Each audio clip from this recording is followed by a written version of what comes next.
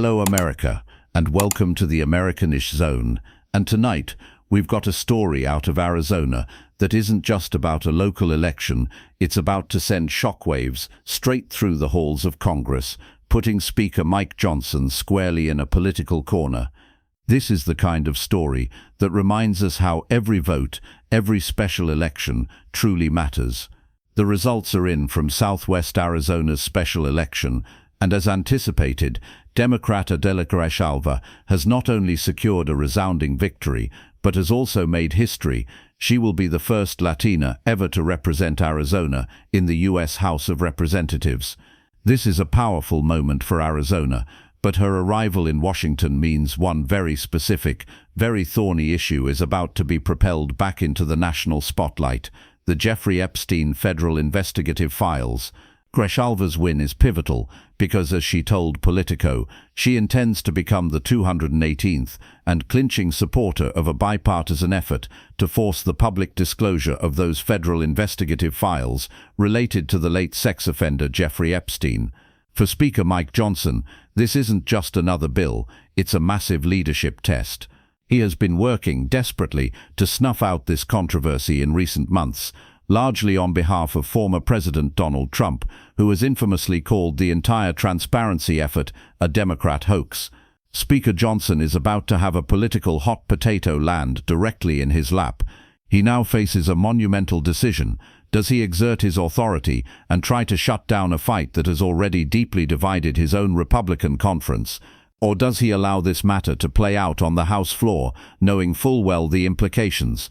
Grijalva's victory was never really in doubt in this district, which Trump lost by a staggering 22 points. She's expected to be sworn in early next month, at which point she can immediately sign the discharge petition.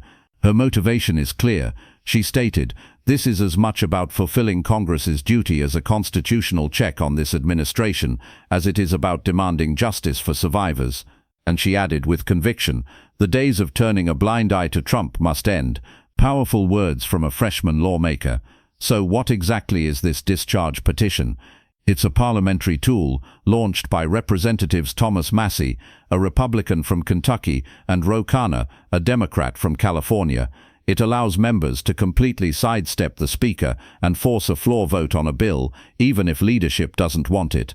In this case, it would mandate the publication of all Justice Department records related to Jeffrey Epstein, with limited, necessary exceptions to protect victims. This mechanism was born out of the Epstein controversy exploding over the summer, catching Republican leaders between a rock and a hard place, between President Trump's stance and a significant segment of GOP voters demanding transparency. Speaker Johnson, however, has tried to downplay the issue. Last week, when asked about this looming dilemma, he claimed the discharge vote was a moot point. He referenced a House vote earlier this month that directed the Oversight Committee to continue its probe without explicitly requiring the Justice Department to release the files. Johnson insisted, "The Oversight Committee is working overtime on this. They're releasing every single page of documents every time they receive one. I mean, it's all out in the open. It genuinely is a moot point." But with Grijalva's signature, it's far from moot. Behind closed doors, it's a different story.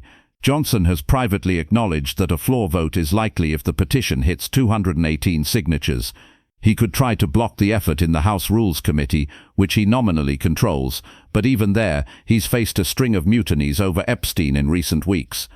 And significantly, House Rules Chair Virginia Foxx, a Republican from North Carolina, has publicly stated her panel will not intervene to block a floor vote on the Mace bill. This tells you the internal pressure on Johnson is immense. Former President Trump has been stewing over this. Earlier this month he took to Truth Social, arguing that the DOJ has done its job and given everything requested of them, concluding it's time to end the Democrat Epstein hoax. This clearly puts Johnson in a difficult position, balancing the former president's wishes with the demands of his own conference and the American public. And here's where it gets even more interesting for the GOP. Despite the pressure from the White House, three prominent Republican women, Representatives Marjorie Taylor Greene of Georgia, Nancy Mace of South Carolina, and Lauren Boebert of Colorado, have refused to remove their names from the discharge petition. They framed their decisions as a powerful gesture of support for Epstein's victims and for government transparency. Greene even remarked after meeting some of the survivors, "These are some of the most courageous women I've ever met. This shouldn't have been a battle, and unfortunately, it has been one." Their stand underscores the deep fault lines within the Republican Party on this issue. If this bipartisan bill successfully makes it to the House floor, and all signs now point to it, it's expected to pass, with many more Republicans who didn't sign the petition likely to vote in favor. This would then significantly ramp up pressure on Senate Republicans to act. While Senate Majority Leader John Thune has so far managed to beat back Democratic efforts to surface the Epstein issue in that chamber, he's declined to say how the Senate might handle the Mace measure if it lands on their doorstep. Some Republicans, like West Virginia's Riley Moore, recognize the inevitable, stating, "I don't think there's too many options. I think you have to take it up, right?" Let's circle back to Adelita Grijalva. Her victory wasn't just historic, it was built on a career dedicated to public service, following in the footsteps of her late father, Raúl Grijalva, who represented this district for over 20 years. Her winning by 69% to Republican Daniel Gutierrez's 30% speaks volumes about the district's clear mandate. At her victory celebration in Tucson's El Casino Ballroom, the atmosphere was electric. Her daughter Adelina, surrounded by students holding history-made signs, was the first to announce the victory, and Grijalva herself, pausing to wipe a tear as she spoke of her father, declared, "More than 50 years ago, my dad started a movement based on dignity and equity for all. 50 years later, that movement is alive." Grijalva's policy focus is clear. She immediately declared, "We reject the MAGA agenda, and we will hold this administration accountable." And on her first day in office, she vowed to add her vote to push for the release of the Epstein files, emphasizing Congress's abdication of duty by rubber-stamping Trump's policies. She also highlighted her focus on environmental justice and tribal sovereignty. Her election, therefore, is not just a statistical win for Democrats, it's a direct challenge to the status quo and a very specific gauntlet thrown down on one of the most contentious issues currently simmering in Washington. So, Speaker Johnson, the ball is truly in your court. The voters of Arizona have spoken, and their choice has ignited a firestorm that will be impossible to ignore. This isn't just about party politics, it's about transparency, justice for victims, and the constitutional duty of Congress. We'll be watching every move here on the American-ish Zone.